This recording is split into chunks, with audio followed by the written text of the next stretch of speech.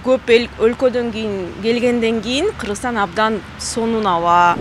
Өнүккөн өлкөлөргө чыккым келет да. Өнүккөн Европага, Америкага дегенде. Иссык-Куль вообще кайф город, там особенно Чолпон-Ата, там можно на Иссык-Куле отдохнуть. Иссык-Куль лучше, чем Турция вообще. Мен Европаны кыдыргым келет. Нарынга, Соңкөлгө барайын деп жүрөм. Балдар бала чыккан ал. В Турцию. Турцияга эмне себептен? Страна мечты.